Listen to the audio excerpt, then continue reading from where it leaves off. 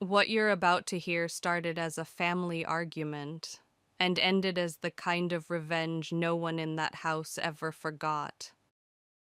My name is Simone King. I am 38 years old, and for the last 10 years, I have been building an empire in silence. My family, the prestigious Kings of Atlanta, wrote me off as a failure after I refused to play their games. They thought I was broken. They thought I was poor. Last Thanksgiving, I came home for the first time in 5 years. My father, Marcus King, stood at the head of the table and announced he was selling the family business. He looked right at me and said, "Simone, you get nothing." My siblings cheered. I just smiled and took a sip of my wine. That night, I authorized my legal team to finalize the acquisition. They thought they were selling to a stranger. They had no idea they were selling to me. Before I tell you what happened next in that silent room, let me know in the comments where you are watching from. And hit that like and subscribe button if you have ever had to watch people celebrate your downfall, not knowing you were 10 steps ahead. The moment I stepped out of the rideshare and onto the long, curving driveway of the King family mansion, the air felt thick. This was Atlanta, this was my history, and this was the place I had run from. I walked up the marble steps, my simple black heels clicking. This house was a fortress of my father's ego, and I was the ghost returning to the feast.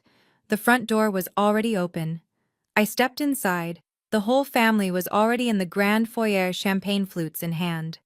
My father Marcus just nodded at me from across the room. My brother Jamal did not even look up, but Chad did. My brother-in-law Chad Scott detached himself from the group and moved to intercept me. Chad is a man who married into our family and immediately decided he was more of a king than I ever was. He lives off my sister's allowance, calls himself a consultant, and seems to believe his white skin gives him a special pass in my father's eyes. Sadly, he is right. He blocked my path, his smile all teeth. "Simone, my God." He looked past me toward the driveway. "You are not still driving that ancient Lexus, are you, seriously?" He laughed, a high, thin sound. "Keisha and I just put our deposit down on the new Rivian R1S, electric, top of the line. You know you have to upgrade, see me. Elevate." He tapped his temple as if sharing a secret. "Oh, and how is that little analyst job up in New York, still crunching numbers in that tiny cubicle for peanuts?" My little sister Keisha glided up next to him, sliding her arm through his. She was wearing a red dress that cost more than most people's rent, and she made sure I knew it. She looked me up and down, her gaze lingering on my simple, tailored black suit. "Honey," she said to Chad, her voice dripping with fake pity, but loud enough for everyone to hear. "Be nice. She is a minimalist now." Keisha then turned her full attention to me, her smile poisonous. "Honestly, Chad, I think she is just still not over the Oakwood embarrassment. She has to live a quiet life. It is the only way she can cope, you know, after failing so publicly." There it was. The Oakwood embarrassment. The words echoed in the high-ceilinged room. The very thing they had pinned on me. The very reason I was here. I said nothing. I just held Keisha's gaze. Her smile faltered for a second, confused by my silence. She expected me to crumble. She expected me to fight. She did not expect this calm. Chad's smile also tightened. He was not used to being ignored. "Well," he slurred, "do not just stand there. Go find a seat. Try not to break anything." They turned laughing and walked back to the group. I took a deep breath. The first attack was over. The game had begun. I let their words hang in the air like a bad smell. Keisha and Chad stood there smug and proud, waiting for me to break, waiting for the tears or the angry protests. I gave them neither. I simply held my head high, my expression calm, and looked past them toward the grand dining room as if they were two buzzing insects I could not be bothered to swat. I could see the flash of confusion in Keisha's eyes. My calm was not part of their script. My refusal to be the victim was more infuriating to them than any angry outburst could ever be. My silence was a weapon. And that weapon, that quiet strength, was something my brother Jamal could not stand. He strode over, breaking away from his conversation with my father. Jamal, the golden boy, the crown prince, who had been handed the title of chief operating officer, while I, with twice his qualifications, had been offered an internship. He was the one who truly ran the Oakwood project into the ground, but history, as written by my father, had erased his incompetence. He stopped right in front of me, purposefully invading my personal space. He was a big man, and he always used his size to intimidate. "Sit down, Simone," he commanded, his voice a low growl. I just looked at him. "I said sit down," he repeated, louder this time. He glanced around the room, which had grown quiet. "You have been here for less than 2 minutes, and you are already making a scene." "I have not said a single word," I stated, my voice even. "You do not have to," he sneered. "It is that look on your face, that I'm better than all of you look. You walk in here late, dressed like you are going to a funeral, and you just stand there." He leaned in closer, his voice dropping. "Listen to me. Dad is in a good mood tonight. He is happy. We are celebrating. He is about to make a very important announcement." He paused, his eyes narrowing into slits. "Do not ruin it. Do not you dare ruin this for him." He continued, his voice dripping with condescension, as if speaking to a child. "We are all trying to have a nice, normal Thanksgiving. For once. A day without your protests, your judgments, your drama. Can you do that? Can you just be normal for one night?" He scoffed, as if the idea itself was ridiculous. "Just go sit in the corner. Be quiet. Try not to be the family's laughingstock for just one day, Simone. Is that really so much to ask?" He did not wait for an answer. He just shook his head in complete disgust, adjusted the cuffs of his expensive shirt, and turned his back on me, walking away as if he had just handled a disobedient dog. I stood there. The laughingstock, the drama, the problem. He had no idea. The Oakwood embarrassment. That is their favorite story. The one they have polished over the last decade, the one they use to define me, the one they use to justify their cruelty. They say it so often, I think they have actually started to believe their own lies. But I remember the truth. I remember every single detail. 10 years ago, I was 28 years old, and I was the brightest mind at King Development. But I was also my father's daughter, and in his eyes that meant I was not his son. I developed the Oakwood project from scratch. It was my baby. It was not just another luxury high-rise. It was a sustainable multi-use community complex designed to revitalize the very neighborhood our family came from. It had green spaces, affordable housing, and incubators for local Black-owned businesses. It was more than a project. It was a legacy. I spent 6 months on the proposal. I brought it to the board. I presented it to my father, Marcus. And he laughed. He did not just smile or disagree. He leaned back in his leather chair in front of the entire executive team, and he laughed right in my face. He called it naive. He called it a little girl's fantasy. And then, in the ultimate act of public humiliation, he stood up, put his arm around Jamal, and announced, "My son will take it from here. Jamal will show you how to turn this little school project into actual money." And Jamal did what Jamal always does. He took my vision and he butchered it. He scrapped the green spaces. He fired the local architects. He turned Oakwood into a cheap, soulless, cookie-cutter condominium complex. He cut corners on materials, he bypassed safety inspections, and he pocketed the difference. He gutted it from the inside out. It did not just fail, it collapsed. Literally. A structural wall failed during a heavy rainstorm. The entire site was condemned. King Development lost $20 million, and our family name was dragged through the mud all over the Atlanta news. And who did my father blame? Who stood in front of the press and took the fall? Not Jamal, his golden boy. No, he blamed me. Marcus King told the world that the entire catastrophe was due to my flawed initial design. He was the one who first called me the Oakwood embarrassment. He made me the laughingstock of the entire city. That was the day I stopped being his daughter. That was the day I walked away from Atlanta. And that was the day I started planning in meticulous detail how I would one day return. I stood there for a long moment, letting Jamal's insult hang in the air. I watched him retreat to my father's side, and they clapped each other on the back, a private joke shared between the two men who had ruined everything. I could feel the eyes of the entire room on me waiting for the laughingstock to finally break. I calmly walked past them, ignoring their smug looks, and took the empty seat at the far end of the long, polished mahogany table as far away from my father as possible. I placed my small clutch on the floor beside me. The dinner was, as always, a lavish affair. A 20-pound turkey glistened in the center, surrounded by mountains of roasted vegetables, buttery mashed potatoes, and pecan pies. It was a performance of wealth, a feast designed to show the world how blessed the King family was. The conversation was loud, but it was hollow. Keisha and Chad were bragging about their upcoming ski trip to Aspen. Jamal was loudly explaining a stock market win he had clearly just read about.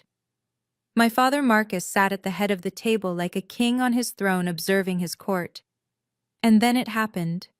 The sound that always signaled the beginning of the end. Clink, clink, clink. My father Marcus King tapped his crystal wineglass with a silver spoon. The room, which had been buzzing with fake laughter and boasts, fell into an immediate heavy silence. Every eye snapped to him. This was his stage, and we were his unwilling audience. He rose from his chair. He was a tall man, still imposing at 65. He wore an impeccably tailored suit even at his own Thanksgiving dinner. He commanded the room. He owned it. He owned everyone in it, except me. Family! His voice boomed rich and deep, echoing in the high-ceilinged dining room. He raised his glass. We are gathered here today, as we are every year, to give thanks. He smiled, but it never reached his cold, assessing eyes. I look around this table and I see a legacy. He looked at Jamal, who sat up straighter. I see the future of what my father, your grandfather, built from the red clay of Atlanta. He looked at Keisha. I see the beauty and the grace that makes the King name respected. He did not look at me. King Development, he continued, is more than a company. It is the blood, sweat, and tears of our line. I have spent my entire life honoring what my father started, and I have built it into an empire. He paused, taking a deliberate sip of his wine, letting the tension build. He was a master showman. But times change. A legacy is a heavy burden, and I am tired. Immediately, Keisha and Jamal began their performance. Oh, Daddy, no. Keisha cooed, her hand flying to her chest. You are the strongest man we know. He is right, Dad, Jamal added. You are not old. You are in your prime. Marcus raised a single powerful hand. Quiet. They went silent instantly, like trained dogs. He looked around the table, his gaze unreadable. Every empire must evolve. Every king must know when to look to the next chapter to secure the future. Another pause. The silence was so thick I could hear the antique clock ticking on the mantel. And so, he said, his voice dropping, after months of careful consideration, I have made a final executive decision. He locked his eyes not on his favored children but directly on me across the A. I have decided to sell the company. The air in the room crackled. Keisha and Jamal, the two loyal actors, immediately leaped into their roles. Sell! Jamal half shouted, standing up from his chair. Dad, what are you talking about? Sell King Development! Keisha put her hand to her throat, her eyes wide with what she must have thought passed for concern. Oh my God, Daddy, no, you cannot. It is Granddad's legacy. You are not sick, are you? I watched them. It was a pathetic, disgusting show. I could see the ghost of a smile on Jamal's face even as he pretended to be shocked. They knew. Of course they knew. My father had rehearsed this entire evening with them. This whole dinner was a stage, a courtroom, and I had been summoned for my sentencing. Marcus raised his hand. Enough. Sit down, Jamal. The fake protests died instantly. This is not a tragedy, my father continued, his voice smoothing out. This is a victory. This is the celebration of a lifetime of work." He smiled a genuine proud smile, but it was directed only at his two favored children. "I am rewarding loyalty," he announced to the room. "I am rewarding the two people who stood by my side, who honored this family, who worked day in and day out to protect our name." I almost laughed out loud. Loyalty. He called it loyalty. I called it complicity. The two people who had helped him run the company into the ground, who had spent every dollar he gave them, who had covered for each other's incompetence for a decade. "Jamal, Keisha," my father beamed at them. "You have been my loyal successors. You are the future of this family. Therefore, the entire proceeds of this sale will be split 50-50 between the two of you." For a second, the room was silent. And then the real celebration began. Keisha let out a genuine shriek this time. "Oh, Daddy! Thank you, thank you!" Jamal was more composed, but his eyes were lit up with a greedy fire. "Dad, that is incredible. Thank you. We will not let you down." My father nodded, basking in their adoration. He let the applause from Chad and the other relatives wash over him. He was the benevolent king bestowing his riches. And then his head turned, slowly, deliberately. His gaze traveled the entire 20-foot length of the table, past the glistening turkey, past the crystal wine glasses, and it landed on me. The smile was gone. His face hardened, transforming into the cold granite mask of the man who had exiled me 10 years ago. The room went quiet again, sensing the shift. This was it, the main event. "Simone," he said. My name sounded like a curse on his tongue. He had barely looked at me all night, but now for this, he gave me his full, undivided attention. "You," he said, "chose your own path. 10 years ago, you decided you were smarter than this family. You decided you were better. You spat on your grandfather's legacy. You walked away from your father. You walked away from your blood." His voice dropped, becoming even colder, each word a perfectly aimed stone. "You turned your back on this family. And now this family turns its back on you. In this transaction. In this new future. In this moment of celebration." He paused, letting the silence stretch, forcing every single person in that room to look at me, the outcast. "You get nothing. You get nothing." The words hung in the air, heavy and final. My father's pronouncement. The silence in the room stretched for 1, 2, 3 seconds. It was a suffocating, terrible silence. And then it was shattered. Not by quiet applause, but by a sound that I can only describe as a shriek of pure, unfiltered greed. "Oh my God, Daddy!" Keisha launched herself from her chair and ran to my father, throwing her arms around his neck. She was crying, actual tears of joy streaming down her face, ruining her expensive makeup. "Oh, Daddy, I love you. I love you so much. It is the right decision. It is such a fair decision." Jamal was on his feet too, his face flushed with victory. He did not run, but he clapped my father hard on the back, a wide, triumphant grin splitting his face. "Dad," he said, his voice thick with emotion, "you have no idea what this means. Thank you. Thank you." He raised his glass to the room, to his sister, a conquering hero. Then Chad, my slimy brother-in-law, started to clap. It was not a normal applause, it was a slow, deliberate, mocking clap, and it was aimed directly at me. "Absolutely fair," he added, his voice slick with false sincerity, as he walked over to join the huddle around my father. He looked over Keisha's shoulder, his eyes finding mine across the long table. "You simply cannot give a family legacy to someone who tried to destroy it," he said, his voice loud enough for the entire table to hear. He was not talking to my father, he was talking to me. He was performing for the crowd, playing the part of the loyal son-in-law.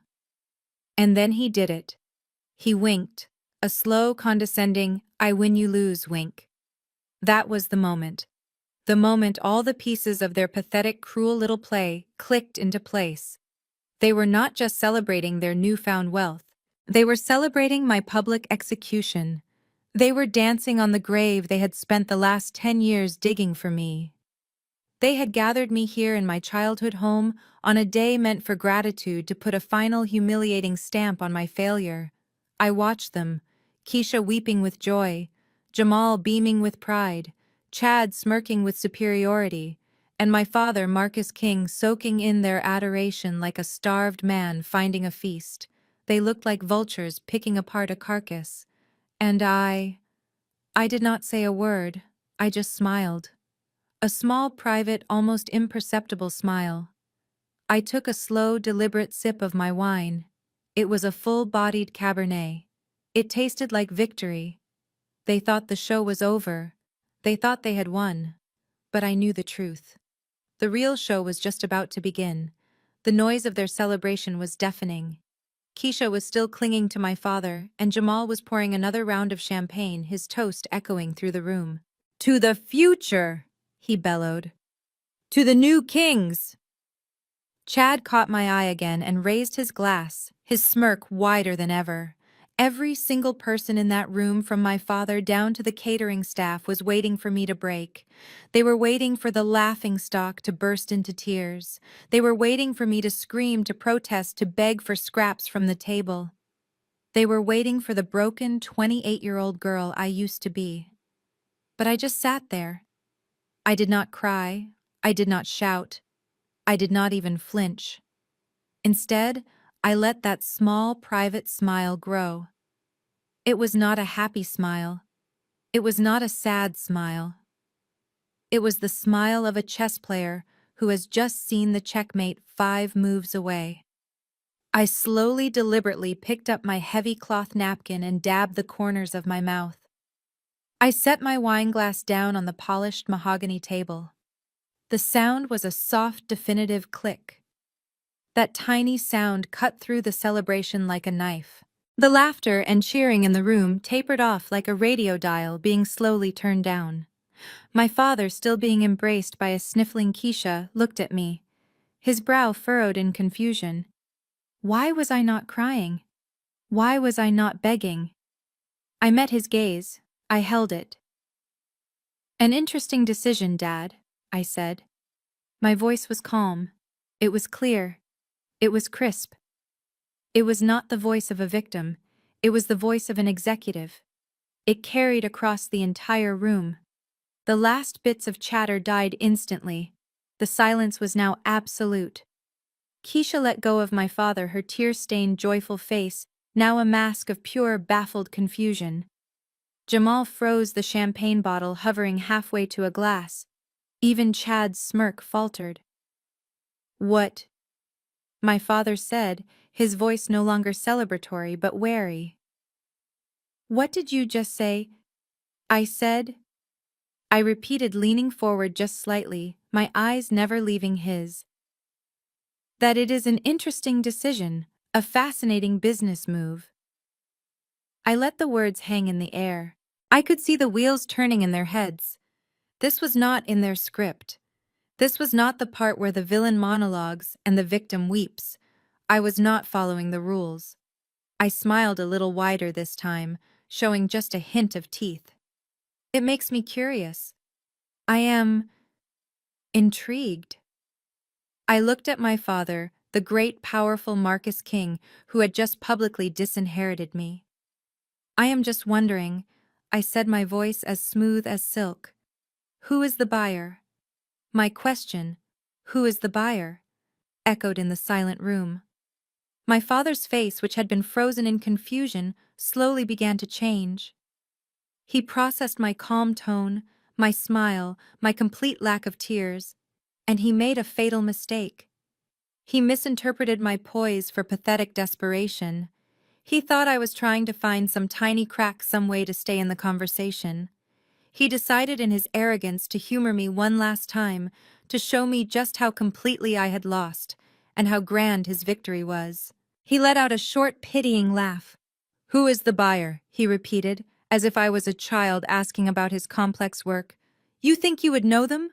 You think that little analyst job of yours in New York puts you in these kinds of circles?" He was loving this. He puffed out his chest, his voice swelling with pride, booming for the entire family to hear. He was not just answering me.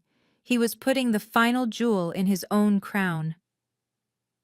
They are a very serious fund, Simone, a private equity powerhouse. They are based in New York, actually, but they are in a league you could not possibly understand. They are extremely powerful and extremely discreet. He leaned forward, as if sharing a grand secret with the whole table, savoring the moment. They are called Everest Holdings. He let the name hang in the air, a name he thought sounded powerful and untouchable. And they are paying, he said, his voice dropping to a low, theatrical rumble designed to inspire awe. A number you cannot even comprehend.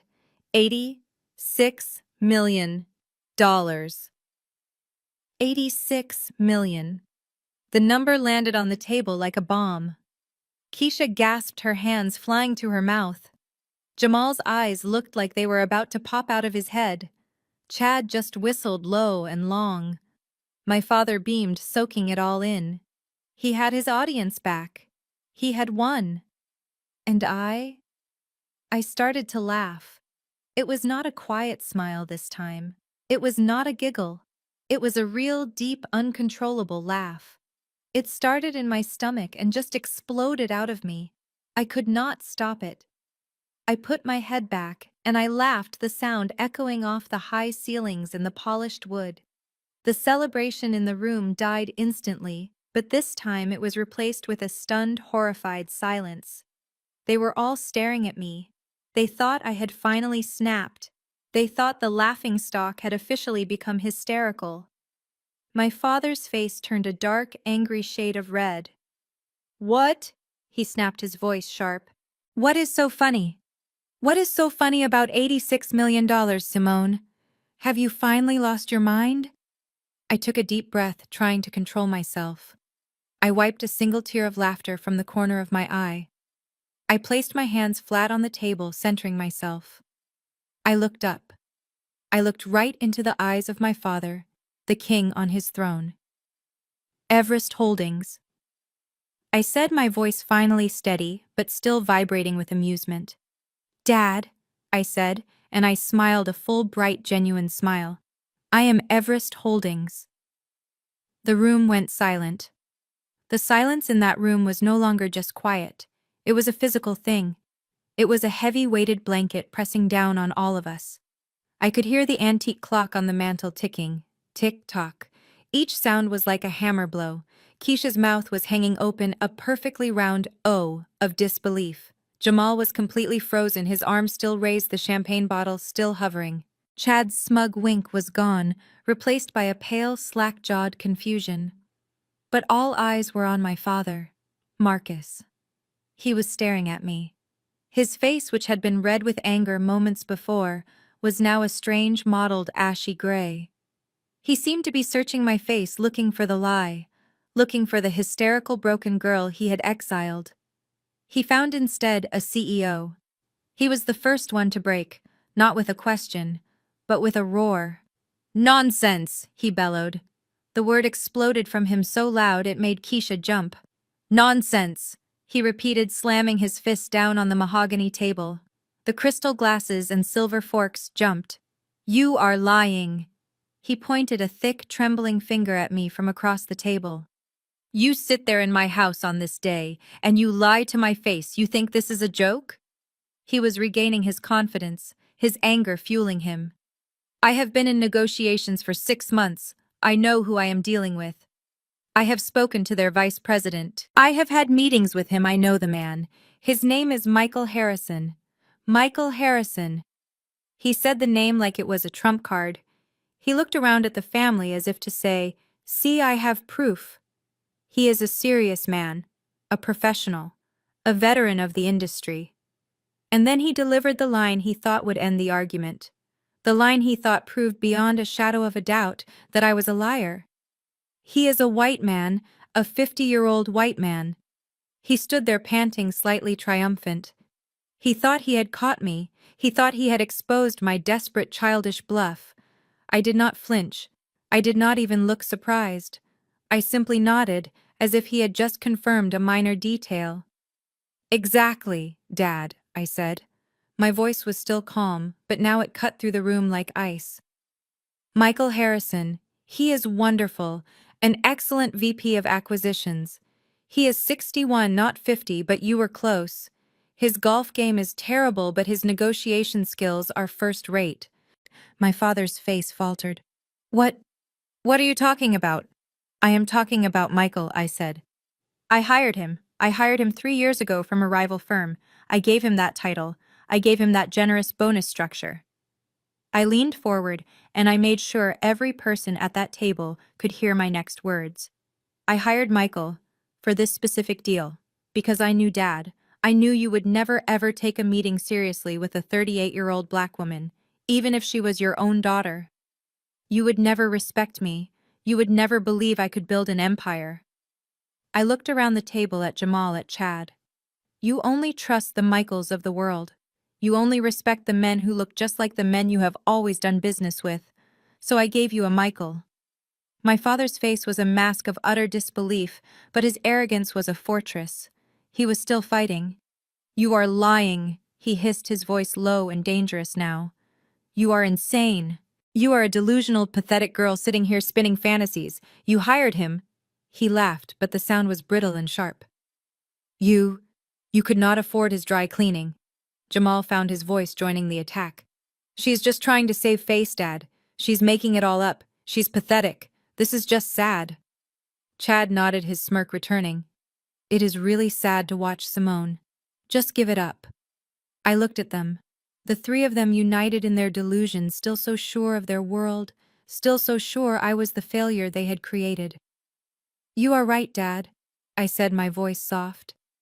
You should not just take my word for it. I am, after all, the Oakwood embarrassment.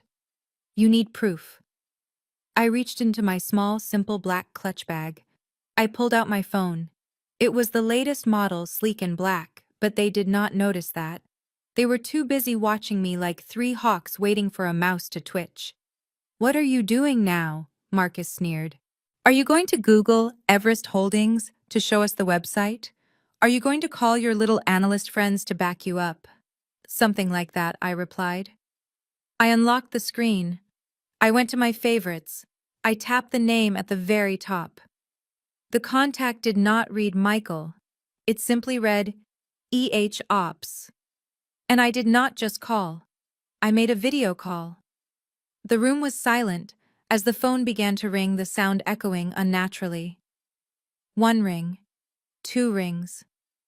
I placed the phone flat on the polished table in the center, right next to my untouched plate of food. I angled the screen so everyone, especially my father, could see it.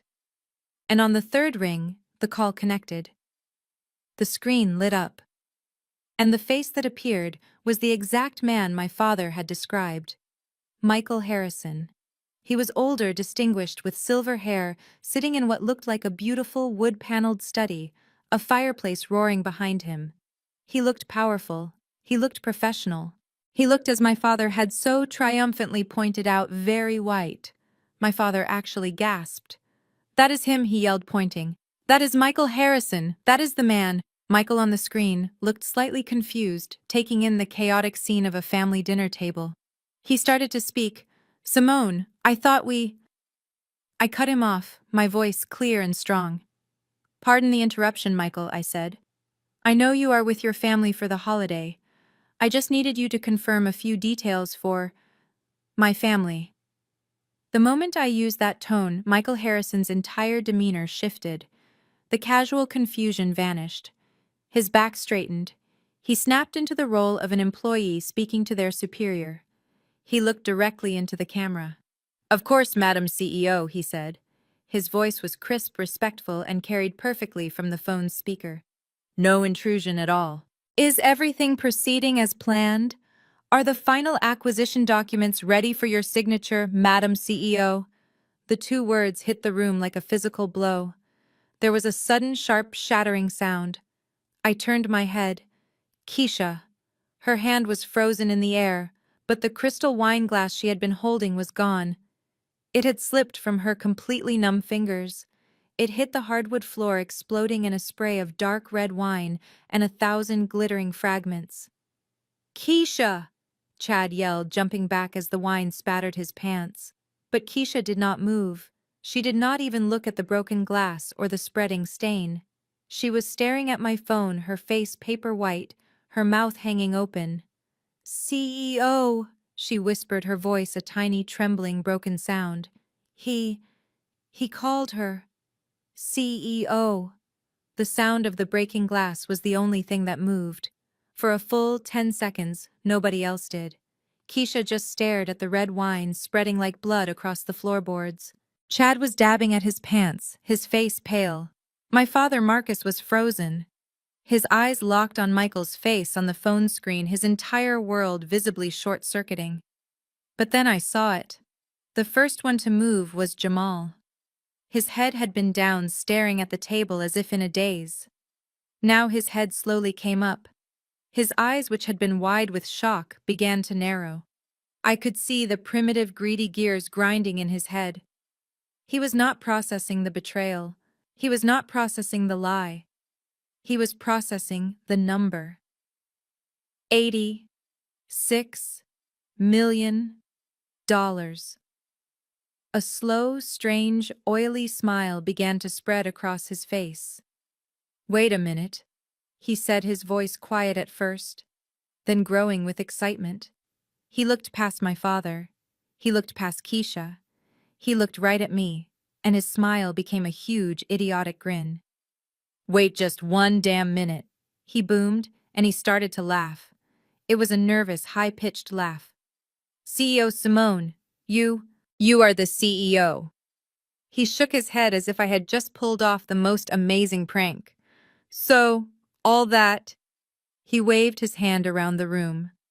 All that you get nothing stuff. That was just part of the deal. He was not asking. He was telling himself. The money, he suddenly yelled, his eyes lighting up. The 86 million.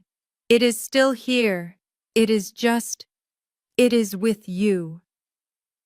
He clapped his hands together, a single loud smack that made Keisha jump. Simone, you brilliant thing, you magnificent, you kept it in the family. He walked around the table, his energy completely changed from shock to celebration. Oh, this is rich. This is better. We do not have to sell to some stranger. We are selling to you. It is all our money. Keisha finally broke her trance. She looked up from the broken glass, her mind slower than Jamal's, finally catching up to his flawed logic. Money, she whispered. The 86 million. Yes, Jamal shouted, grabbing her by the shoulders. He is paying her, which means we get paid. We are still rich. Keisha's face transformed. The pale shock was washed away by a hot, greedy flush of relief. Oh my God, she breathed. Oh my God, Jamal, you are right. 86 million. She turned to me, her eyes just as demanding as they had been 10 minutes ago, but now filled with a desperate new hope. So, she said, her voice shaky but regaining its usual entitlement. You are the CEO. You are the buyer. Fine. Great. When do we get our checks? When do Jamal and I get our cut? Cut the check, Simone. Let's get this done. I watched them. My brother and sister, their faces lit up with a grotesque, desperate greed. They had gone from shock to disbelief to pure, unadulterated avarice in the span of 30 seconds. They were already spending the $86 million in their heads. They were dividing up my life's work, a company they did not even understand, like two spoiled children fighting over a birthday cake. They did not care that I was the CEO. They did not care about the lie. They only cared about the money. They were so lost in their fantasy, they did not notice that one person in their group was not celebrating. Chad. My brother-in-law, Chad Scott, was not smiling. He was not demanding his cut.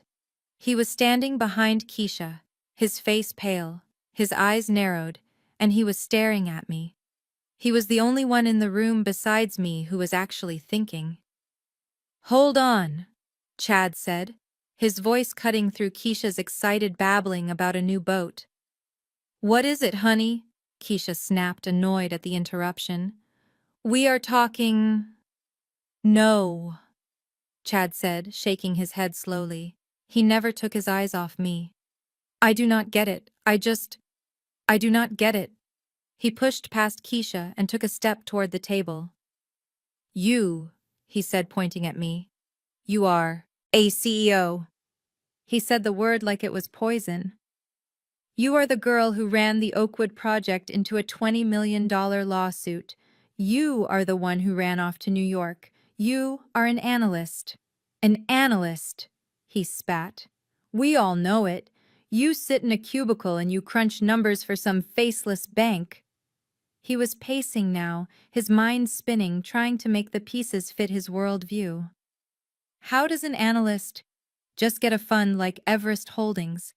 Where does $86 million come from? It does not just happen." He looked at my father. "Marcus, she is lying. This is a trick." I let him spin. I let him work himself up, let him voice every single condescending thought they had ever had about me. He was clinging to the narrative they had all built, the narrative of Simone the failure. Because if that narrative was wrong, then their entire world, their entire sense of superiority was built on a lie. When he finally stopped panting in his frustration, I took a slow, deliberate sip of my water. I set the glass down. "First, Chad," I said, my voice quiet, but it cut through the room. "I need you to stop using that word." "What word?" he sneered. "Lying. Analyst," I said. "I am not an analyst. I do not crunch numbers in a cubicle. I am not the person you all so desperately needed me to be." He stared at me blankly. "Then what are you?" "I am an investor," I said. "An investor," he scoffed. "In what? Stocks, crypto?" "No," I replied, and I let a very cold, very small smile touch my lips. "I am an investor with a very specific, very niche specialty." I leaned forward, my voice dropping so they all had to lean in to hear me. "My specialty is finding, acquiring, and restructuring dying family-owned real estate companies, companies that are rotting from the inside out, companies being destroyed by the incompetence and the greed of the very children who were supposed to be their heirs." I held his gaze. "Companies, just like yours." Chad's words hung in the air. "Companies, just like yours." And I let him and all of them drown in the implication of that statement. I saw the flash of true animal fear in my brother-in-law's eyes. I saw my father clench the arm of his chair, his knuckles white. I saw Jamal and Keisha still stuck on the 86 million, their faces blank, not yet understanding the true nature of the game they were in. They thought I was an analyst. They thought I was a failure. They thought I had been hiding in New York, licking my wounds, living a small, pathetic life. They needed to believe that because the alternative was too terrifying for them to comprehend. The alternative meant that while they were laughing, while they were spending, while they were celebrating my downfall, I was building. When I left Atlanta 10 years ago, I did not just leave. I was driven out. I was exiled. Marcus and Jamal did not just let me go. They pushed me out, slammed the door, and set fire to the bridge. They made sure I knew I was no longer a king. They were right. I was not. I landed at LaGuardia with one suitcase, a laptop, and $10,000 to my name. I walked out into the cold New York air, and I felt free. The name King was not a crown. It was a cage, and I had just been let out of it. That first night in a tiny, sterile hotel room in Midtown, I made a decision. I would never again be defined by my father's name. I would not be Simone King, the Oakwood embarrassment. I opened my laptop and I started a new life. I took the one thing of value they had not been able to burn or steal. I took my mother's maiden name, the name of the strong, brilliant woman my father had slowly crushed with his ego. S.K. Vaughn. S.K. Vaughn was born that night, Simone King died in that Atlanta boardroom, laughed out of existence by her own father. S.K. Vaughn was not a daughter. She was not a sister. She was an entity. And S.K. Vaughn did not want to build houses. That was my father's game, building monuments to his own ego. No, I had learned from him. I had learned from Jamal. I saw their weakness. I saw the rot that arrogance and incompetence created. And I realized they were not unique. The world was full of Marcuses. The world was full of Jamals, sons and daughters running their families' legacies into the ground while they postured and partied. So S.K. Vaughn found her niche. I did not build things, I bought them. Or rather, I bought their mistakes. I bought their debt. I bought the bad loans, the defaulted mortgages, the broken contracts. I bought them for pennies on the dollar from banks that were desperate to get the rot off their books. My first acquisition was a small logistics company in Ohio, run into the ground by a son who was more interested in his golf game than his balance sheets. I went in. I found the value. I cut out the cancer. I restructured the debt.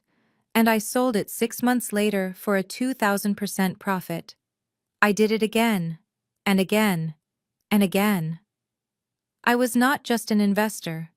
I was a surgeon. I was the person they called when the family disease, the King disease, had become terminal. And I built my firm. I did not name it Vaughn. That was my private anchor. I named it Everest Holdings. Why? Because my father had always told me there were mountains I was not allowed to climb because I was a woman, because I was his daughter, because I was not his son. He told me to stay at the bottom to know my place. So I built my own mountain, an empire made of the broken pieces of men just like him. Everest was a reminder of the impossible solitary climb I was on. It was a climb I had to make alone in silence, with no one watching, no one cheering, and no one to catch me if I fell. For 10 years I climbed, while they were here in Atlanta drinking champagne and laughing about the Oakwood embarrassment. I was in boardrooms in New York, London, and Tokyo. While they were draining the King development accounts, I was building a fortress. And today on this Thanksgiving, after 10 long, cold, silent years, I finally reached the summit. And I am not here to enjoy the view. I am here to plant my flag.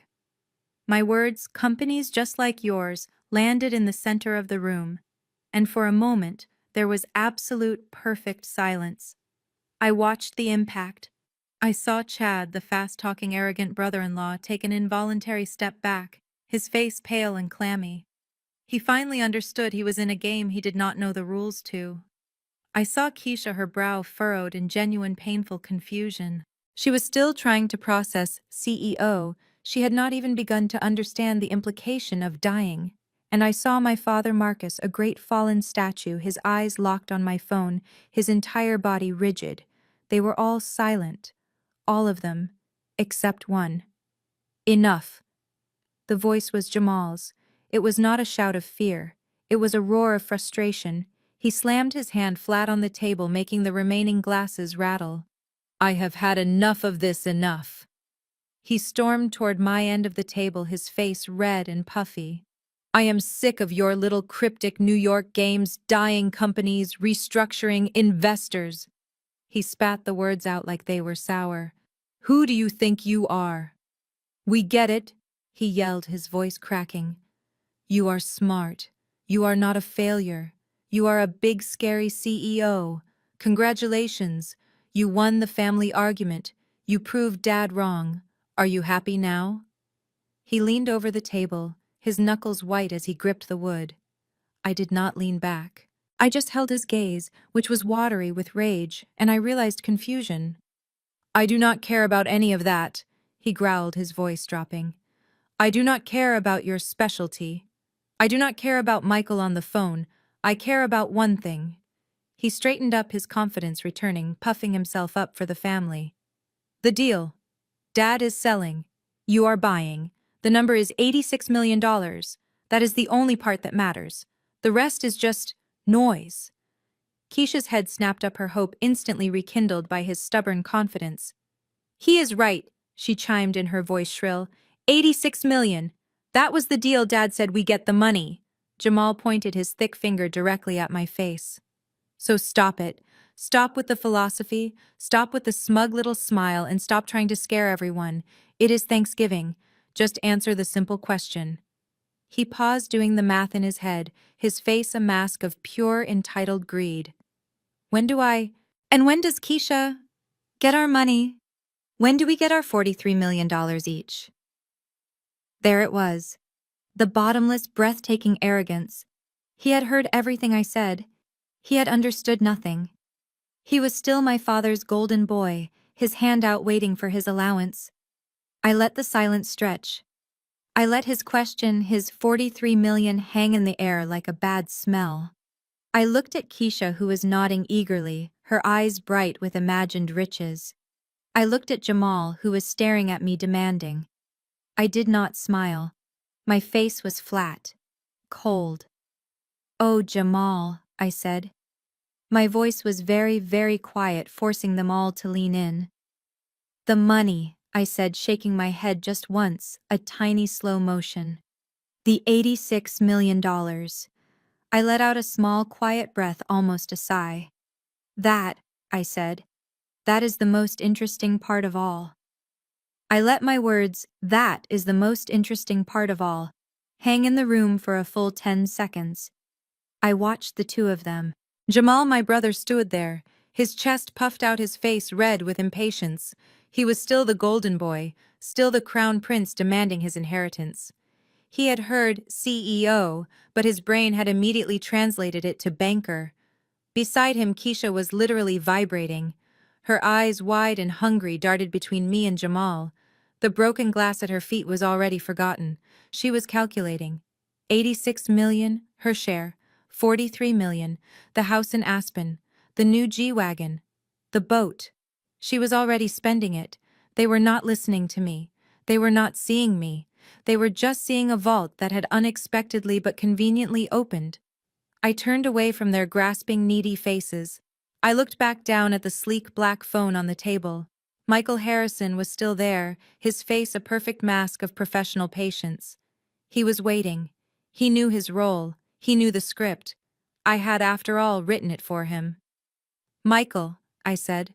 My voice was suddenly crisp. It was the voice I used in the boardroom, the voice that cut through nonsense. "Are you still with us?" Michael's image on the screen nodded instantly. "Yes, Madam CEO. I am right here, standing by." Madam CEO. I heard Keisha take in a sharp breath. She was not used to hearing that title, and she especially was not used to hearing it directed at me. "Good," I continued, my voice cold. "Michael, I need you to clarify something for my family. They seem to be under a slight misapprehension, a slight misunderstanding about the terms of this acquisition." I saw my father Marcus out of the corner of my eye. He gripped the carved arms of his chair. His knuckles were bone white. He was not looking at me. He was staring at the tablecloth. He knew. In that moment, he knew the trap was real. "My brother and sister," I said, gesturing vaguely to Jamal and Keisha, "are operating under the number my father provided to them." I turned my gaze to my father. He refused to look up. $86 million. Jamal, hearing the number, nodded emphatically. "That is right," he barked, his confidence surging. 86 million. Now let's just get to it." "Yes," Keisha chimed in, her voice shrill. 86, that was the deal. I looked back at the phone. "Michael," I said, "I am looking at the final due diligence report, the executive summary, specifically the section on total liabilities versus assets." Michael on the screen nodded. "I have it right here, Madam CEO." "Excellent," I said. "My father, Marcus King, has just told the family he is selling this company for $86 million. I paused. "Please, Michael, I need you to correct me if I'm wrong, but I cannot seem to find that number anywhere in our deal memos. Can you confirm the actual audited valuation of King Development? Not the fantasy, Michael, the facts." There was a perfect professional silence. Michael looked down for a moment as if consulting a file, though I knew he had memorized this part. He looked back up at the camera. Madam CEO? He began, his voice flat, emotionless, and absolutely brutal. The number $86 million is not relevant to this transaction. It does not appear in any of our analysis. Jamal's red, triumphant face began to cloud with confusion. What? What is this? What is he talking about? Mr. Harrison, I said, my voice sharp, cutting off my brother. Just the final audited number, if you please. What is the net worth of King Development? Michael took a steadying breath. As of our final audit, which closed last Thursday, he said, his voice projecting clearly from the phone speaker, King Development has been operating at a net loss for the last 62 months. I watched my father's eyes close. He knew what was coming next. Michael continued, the company has multiple outstanding defaulted and accelerated loans, all of which, as you know, Everest Holdings has acquired from the primary lenders. The number, Michael, I pressed, twisting the knife. Understood, Michael said. The total outstanding secured and unsecured debt liability of King Development is $92,744,000. He paused, letting the number sink in. The company's liquid assets are less than $2 million. The hard assets are fully leveraged. King Development has a negative equity position of over $41 million. He delivered the final killing blow. The company is Madam CEO and has been for at least 5 years, functionally insolvent. The silence in the room was not silence. It was a vacuum. It was the sound of all the air, all the hope, all the greedy, stupid arrogance being sucked out of existence. I did not look at Michael. I looked at Jamal. His face was frozen. His mouth was hanging half open. The color was draining from his skin, leaving it a sick, pasty gray. He looked like a man who had been punched in the stomach hard. Beside him, Keisha just stood there. Her head was tilted, as if she was listening to a foreign language she could not quite understand. 92 million debt insolvent. These words were not in her vocabulary. She just blinked, her mind a perfect empty blank. And then, at the exact same moment, as if a single string had been pulled, they both turned. Not to me, but to my father. What? Keisha's voice was a tiny, high-pitched, desperate squeak. What? Jamal's voice was not a question. It was a roar, a sound of pure animal rage and disbelief. What the hell is he talking about? The air was vibrating with the force of Jamal's roar. He looked like a bull ready to charge, his massive frame trembling with pure, unadulterated fury. But his rage was not aimed at me. It was aimed entirely at my father. 92 million in debt insolvency, Jamal bellowed, his voice echoing off the walls. Dad, what the hell is this? You told us. You swore 86 million. You told us we were set. You told us we were rich. He gripped the back of his chair, his knuckles white. The veins in his neck stood out like cords. All the money I put in, all the long hours, this is what you gave me, a $92 million loss. You lied to me. Keisha's reaction was entirely different. She did not roar. She started to cry. Not the fake celebratory tears from before. These were sharp, panicked sobs. Her face was a mess of running mascara and shock. She rushed toward my father, stumbling over the broken glass on the floor, ignoring the red wine stain on her dress. Dad, tell him he's lying, she shrieked, clutching his shoulder. Tell him that man is a liar. You said we could get the house in the Hamptons. You said we would be set for life. I quit my job. I just bought a new car. You promise. She shook him desperately, trying to force the powerful, controlling man back into existence. We are not poor. We cannot be poor. Say it, Dad. My father, Marcus King, was a portrait of defeat. He was slumped in his chair, his massive shoulders rounded, his usual granite mask fractured. He looked utterly diminished. He could not bring himself to look at Jamal, who was still raging. He could not look at Keisha, who was clinging to him and sobbing hysterically. He only looked at me. His eyes, full of terror and profound defeat, met mine across the long, silent table. He searched my face one last time, looking for a shred of mercy, a hint of the daughter he remembered. His voice, when it finally came, was thin and reedy, completely lacking its usual booming authority. It was the voice of a broken old man. "Simone," he whispered. He did not ask a question. He did not plead. He simply stated the truth, the one thing he could not deny anymore. "You knew." He swallowed hard, his throat bobbing. "You knew it was this bad. You knew we were insolvent. You knew all along." My father's whisper hung in the air. "You knew all along?" Keisha's sobbing intensified. Jamal's furious breathing was the loudest sound in the room. They were still clinging to the idea that this was a disaster that had simply happened to them, that I had just magically appeared to witness their bad luck. I looked at my father, the man who had taught me everything I knew about power and betrayal, and I finally gave him my answer. "Knew," I said, my voice barely above a conversational level, yet it cut through the noise of their fear and their greed. I shook my head slowly. "No, Dad.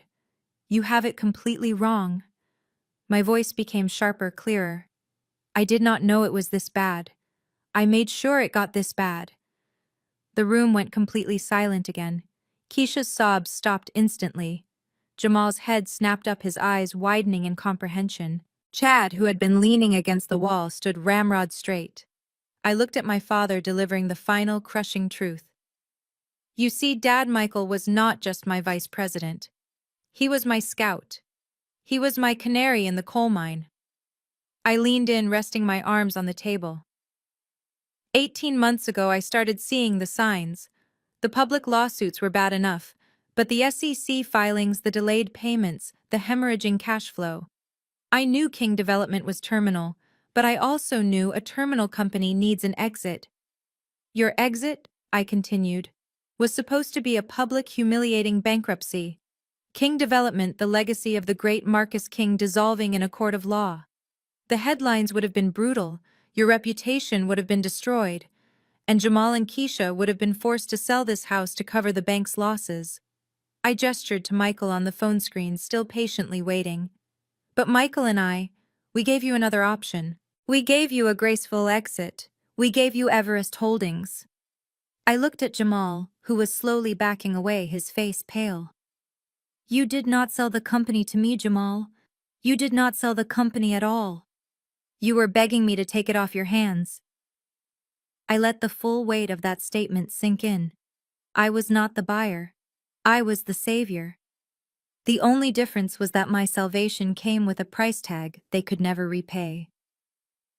"For the last 18 months, I continued, Everest Holdings has systematically spent millions of dollars acquiring every single piece of that $92 million debt. We bought your mortgages, your construction loans, your corporate bonds. We bought the debt for 10 cents on the dollar, yes, because we are shrewd investors, but we bought it all, every last cent.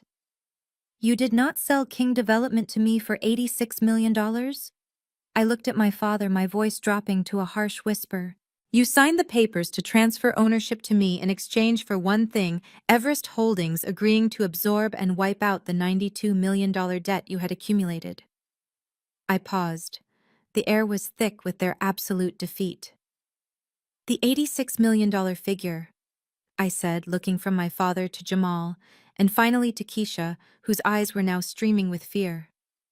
"That number was never the selling price. That number was simply the estimated total sum that you, Dad, and Jamal had managed to illegally siphon out of the company over the last 10 years to fund your extravagant lifestyles."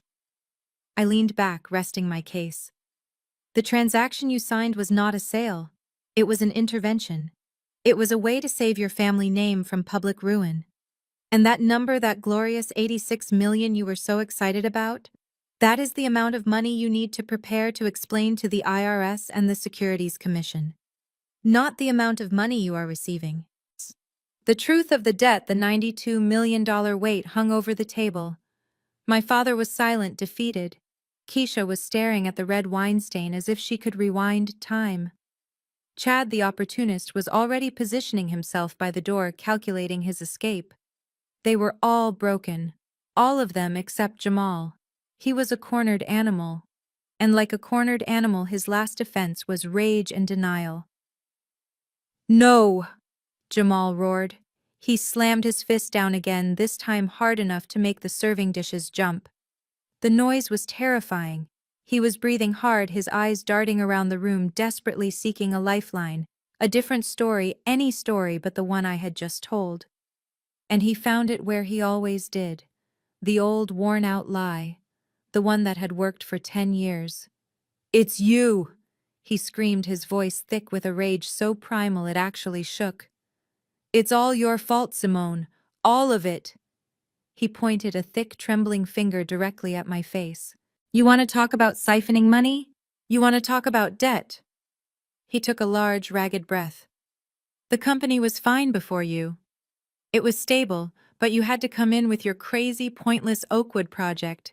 That is where the hole started." He walked around the table, not coming toward me, but circling, projecting his narrative to the remaining relatives watching in stunned silence. $20 million, he yelled, addressing the room. $20 million lost on her naive little pet project. That is the day we went into the red. That is the day the banks started circling. She is the one. She is the one who weakened the company. She started the rot. He stopped, standing directly behind my father, using Marcus's slumped, defeated form as a visual shield. He looked at me, his eyes burning with frantic, desperate conviction. He had to make this true. For him to survive, I had to be the villain. "You ran away," he hissed, his voice dropping slightly now, aiming for sincerity. "You ran away and left us to fix your mess. You are the cause of the debt. You are the cancer that almost killed King Development. And now you come back here 10 years later to play the hero. To call us thieves. You are the real thief. You stole our future a decade ago. You did this to us."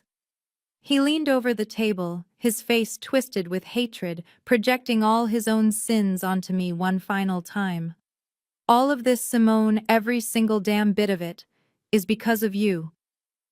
Jamal stood there breathing heavily, convinced he had just won the argument. He had successfully rewritten history one last time, pinning all $92 million of debt on my failed $20 million project from a decade ago. He looked smug, waiting for my inevitable tearful defeat. I simply looked at him. I did not raise my voice. I did not flinch. "You know what, Jamal?" I said, my voice cutting through his fading rage, sharp and precise. "You are absolutely right." He blinked, confused by my concession. "Let us talk about Oakwood," I stated. "Let us talk about the truth of the last 10 years. Let us talk about who the real thief is and who the real cancer was." I reached for the phone. Michael Harrison's face was still patiently waiting on the screen. "Michael," I commanded, "I need you to execute the final distribution." "Understood, Madam CEO." Michael's voice came through the speaker. "The King family correspondence file is being distributed now."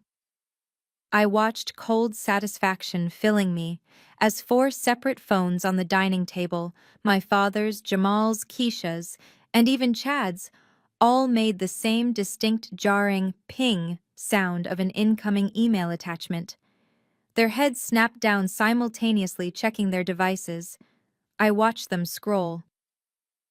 "What is this?" Keisha muttered, squinting at her screen. "It is just old emails." "They are not just old emails, Keisha," I explained, my voice carrying the weight of 10 years of silence. "They are the receipts. They are the proof."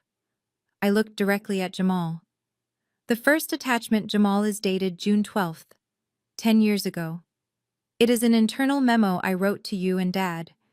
It is a detailed 3-page engineering analysis, not naive fantasy, Dad, that unequivocally warned you both that the structural foam and substandard steel you insisted on using for the Oakwood Foundation would compromise the entire project's integrity.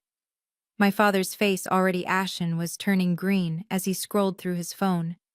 He slammed his device down on the table, the sound loud and violent. He could not read any further. I ignored him. The second attachment, I continued, is your response, Dad, dated June 13th. You told me I was meddling where a woman did not belong and ordered me to keep my mouth shut and know my position. That is why I left Jamal. Not because I was a failure, but because my father chose incompetence over integrity. Jamal was scrolling frantically through his own phone, his face twisted in disbelief. No. No, this is faked. This is doctored. You cannot do this. The third attachment, I said, my voice hardening to steel, is the best one. It is the contract that was signed 1 week later.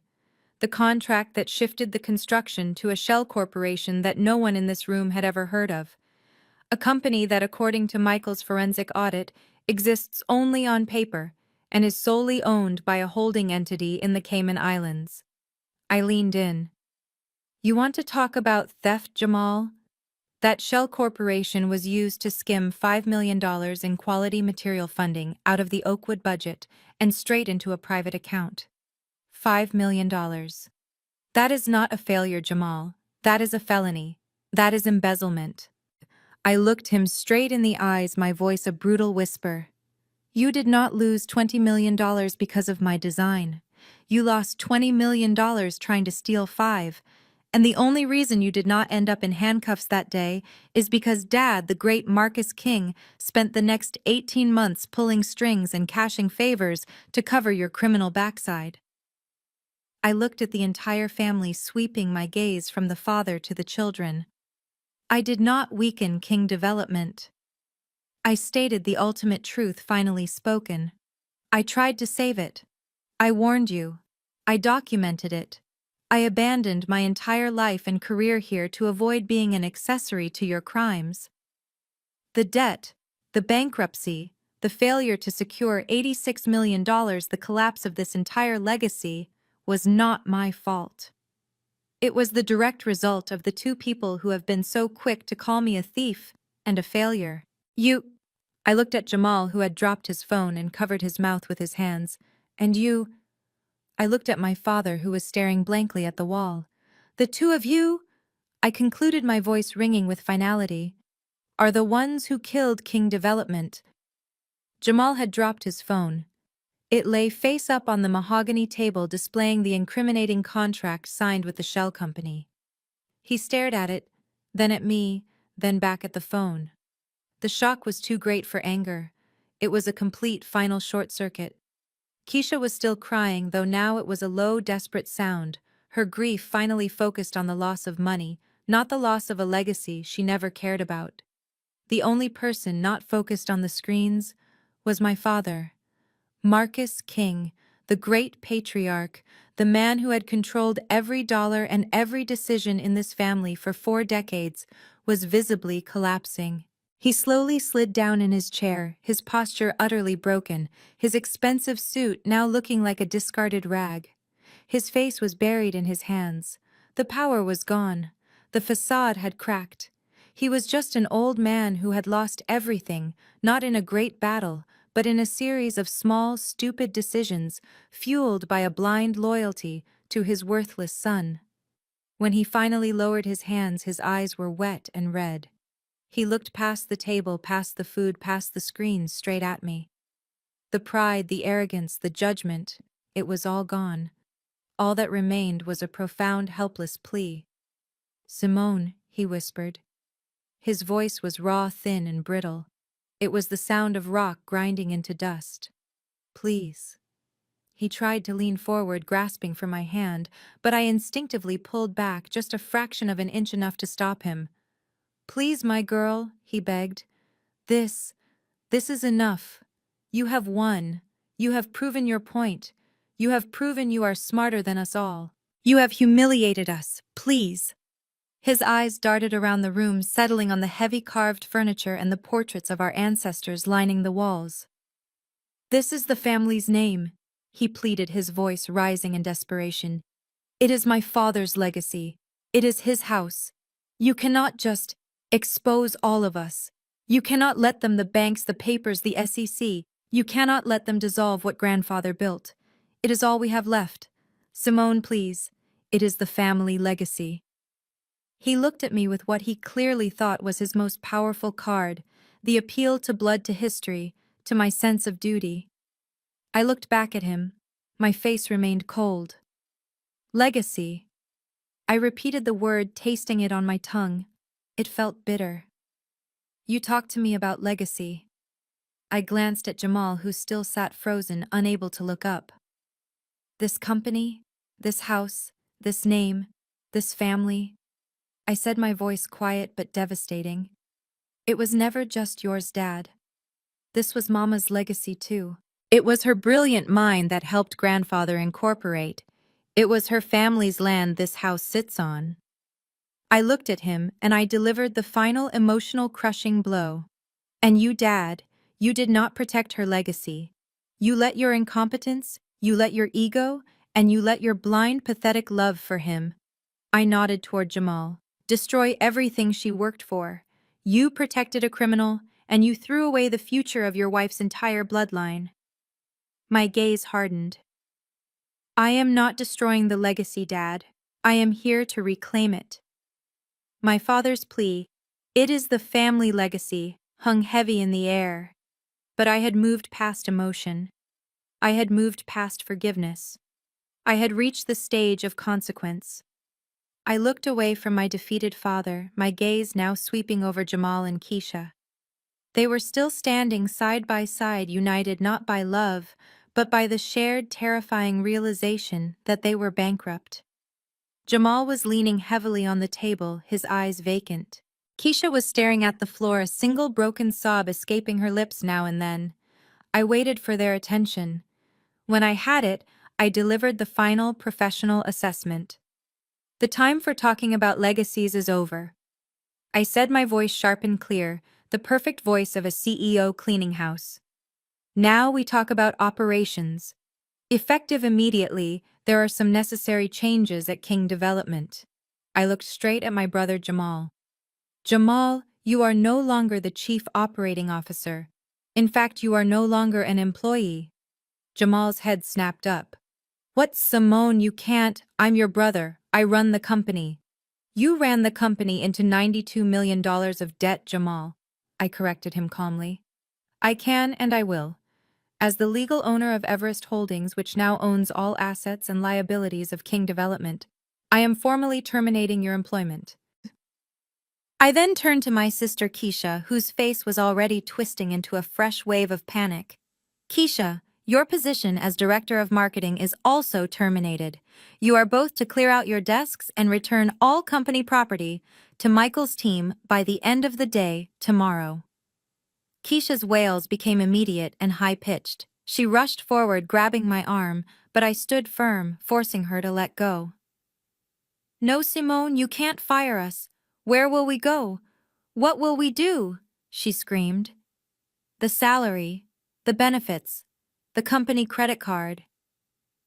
Her mind jumped to the most immediate tangible loss. And the Rivian. We just bought the Rivian. That was a company lease. What about the new house? The down payment was supposed to clear this week.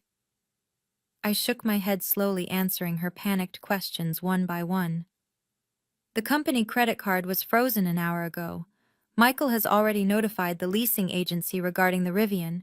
They will be collecting it in the morning.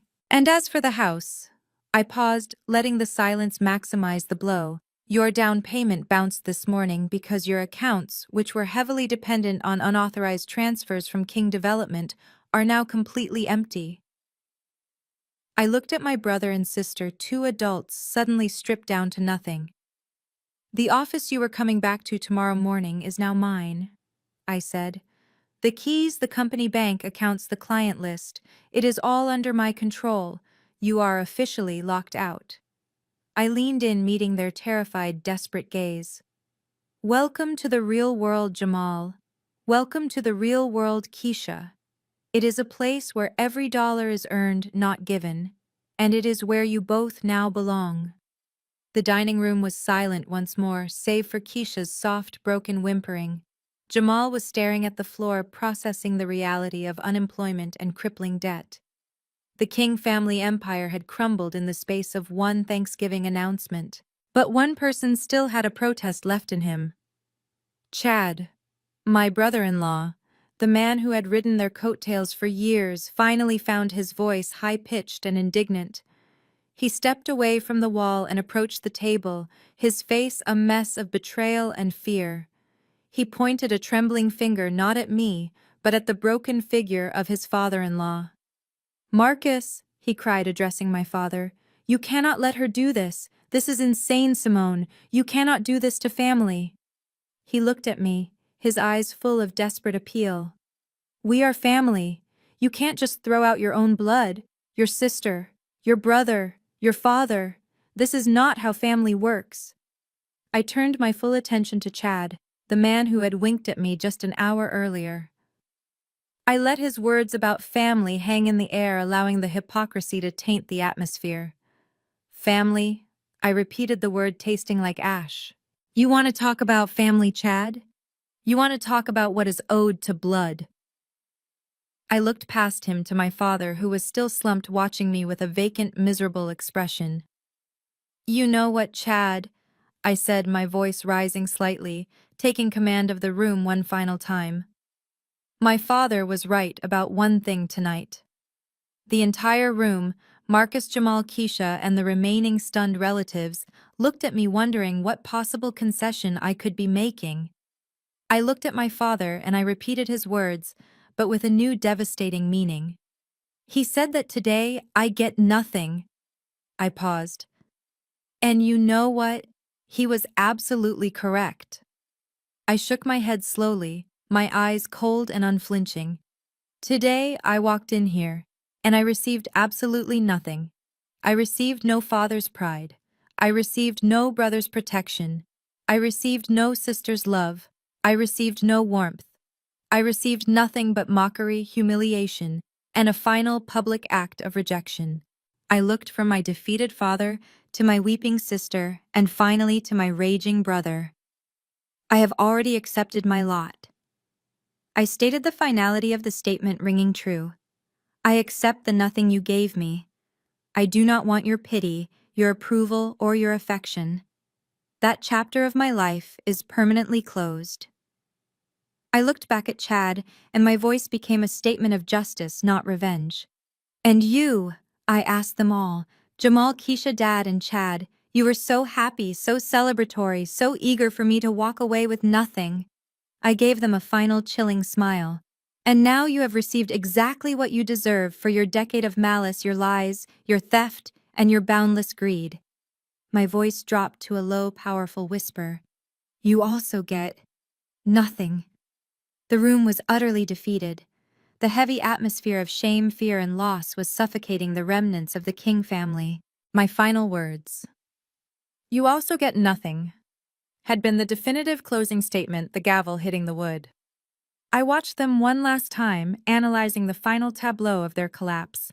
They were no longer the powerful, arrogant family I had encountered just hours before. They were just people broken by the truth. Keisha was the most pathetic figure. She was no longer screaming, just slumped in a chair, shaking with high-pitched, desperate sobs. Her makeup was ruined. Her perfect red dress was stained with the dark red wine of her own despair, and she was clutching her empty hands to her chest. She cried for the loss of the money, for the loss of her illusion, for the terrifying prospect of having to live without a safety net she never realized was already gone. Jamal was silent, completely disturbingly silent. He had picked his phone up off the table and he was staring unmoving at the email attachment, the contract, the proof of his embezzlement from 10 years prior. His large frame seemed to have shrunk, the red flush of rage replaced by a sickly gray pallor. The gold boy had finally seen the cold, hard receipts of his crimes. The realization of the true financial and potentially legal danger he was in had silenced the bully completely. Chad, the smooth opportunist, was scrambling. He knelt awkwardly beside Keisha, attempting to pat her shoulder, murmuring hollow, desperate phrases like, "It's going to be okay, honey." But his eyes betrayed him. They flickered constantly, darting from my face to the documents on the table, calculating the cost of his loyalty. He was trapped in the collapse, realizing he had backed the wrong horse, and that the debt on Keisha's new car was now his problem. He was an outsider who thought he was a player, and he looked sick with the knowledge that he was just collateral damage. And my father, Marcus, the man who had once stood tall as a monarch, was utterly spent. He did not cry. He did not rage. He just stared into the middle distance, his eyes glazed over and lifeless.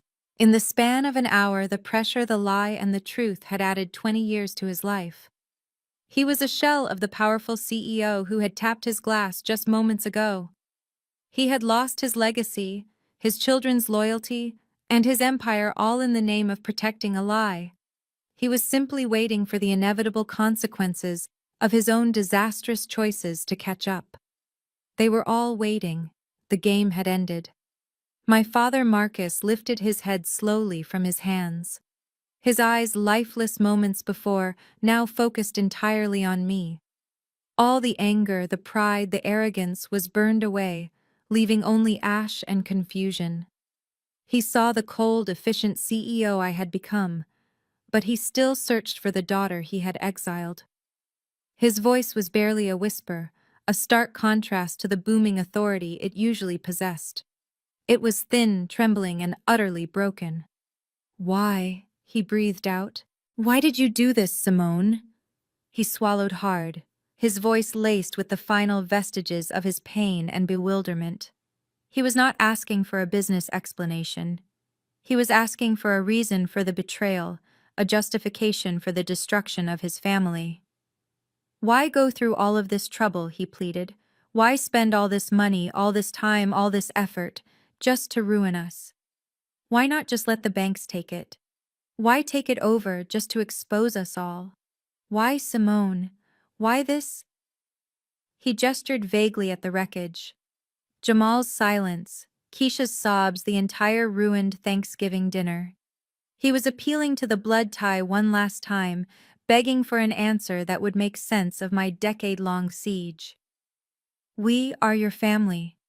I am your father," he whispered, searching my eyes for pity. "Why did you need to do this to me?" I looked at him. I did not soften my gaze. The question was heartbreaking, but it was also profoundly narcissistic. He was still the victim in his own mind. He still did not understand the true lesson he had taught me. I picked up my wineglass, which was still half full, and looked at the dark liquid reflecting the lights of his shattered dining room. "You taught me how to do this, Dad," I said, my voice clear and precise, cutting through the heavy air. I looked directly at him. "You taught me the most important lesson I ever learned about business and about family. 10 years ago, when I tried to tell you the truth about Oakwood, when I gave you the facts and the figures, you told me to be quiet. You told me my loyalty meant nothing. You protected a liar and a thief." I nodded toward Jamal. "And you threw your own daughter out of your house. That was your lesson, Dad." I raised the glass, not in a toast, but in a solemn acknowledgement of the painful truth.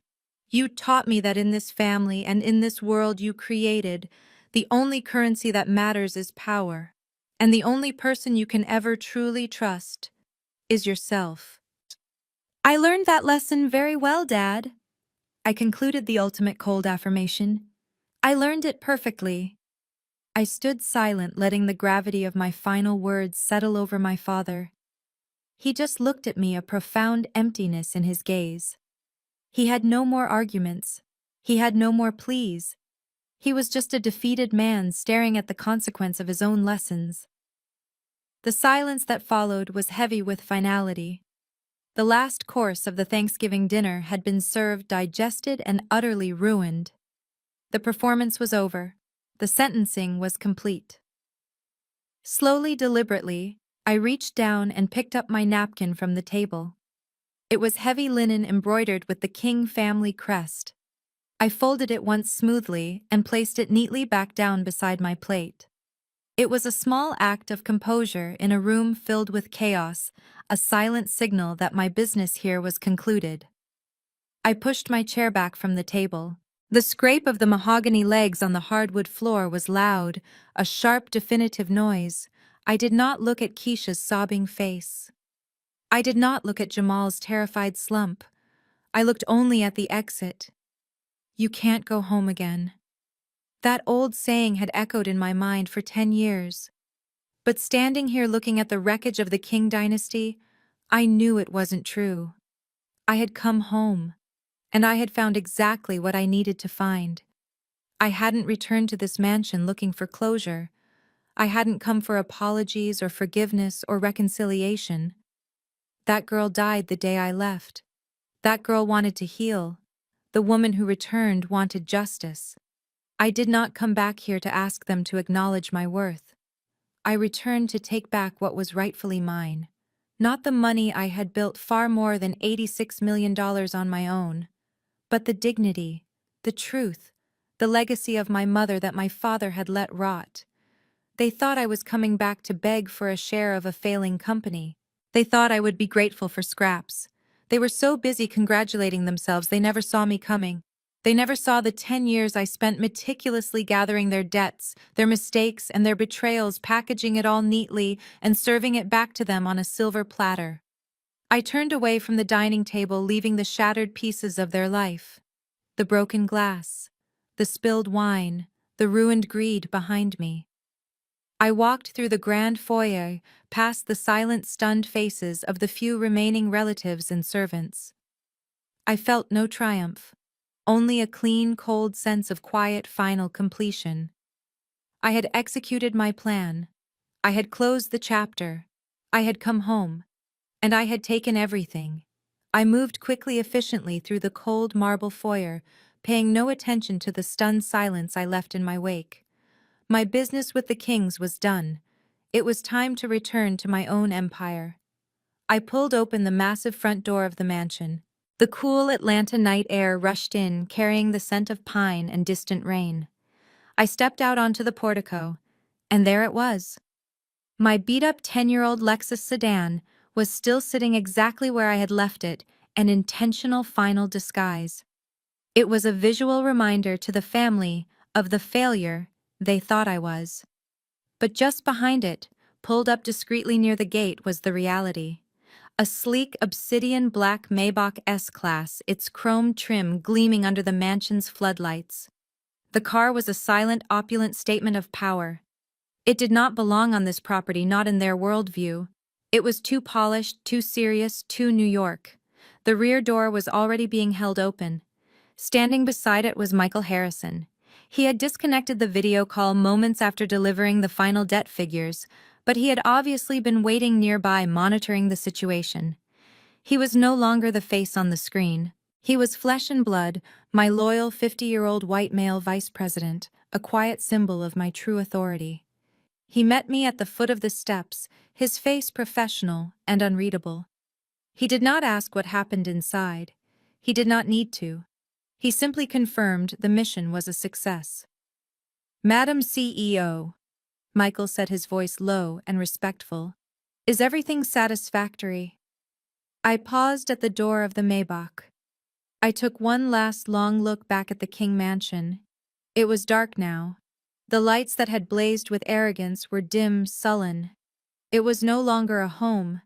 It was an asset I now owned. I saw my father's silhouette standing motionless in the front windows, staring out. I felt a final clean severance. I turned away from him forever. "It is settled, Michael." I confirmed, my voice a breath of cold resolve. "The debt has been absorbed. The ownership transfer is complete. King Development is now a wholly owned subsidiary of Everest Holdings." I slid into the plush leather interior of the car. Michael closed the door softly. He did not get in the front seat. He walked around to the driver's side and got in. I leaned back, resting my head against the soft headrest. The chaos was behind me. The future, the real work, lay ahead. "And now," I said, looking out at the darkness, "now we start the actual work, Michael. It is time to stop playing games with broken men. It is time to build something real. We are going to restructure King Development, sell off the toxic assets, and use the capital to fund our flagship project." I looked forward into the driving night toward the city. "We are going back to Oakwood. We are going to make it right. We are going to build the community I always intended to build." I gave Michael the final quiet order. Let's go, Michael. Drive. The engine purred to life. The Maybach pulled away from the curb and glided silently down the driveway, leaving the ruined King legacy behind. I was gone, disappearing into the city night, ready to start the next chapter of my own unbreakable empire. After witnessing the complete downfall of the King family, the most profound lesson is about the true nature of power and legacy. They believed power was inherited and loud. Simone proved it is built in silence and rooted in competence. She did not seek revenge. She sought justice and control. The lesson is simple. Never allow someone else's low opinion of you to define your strategy.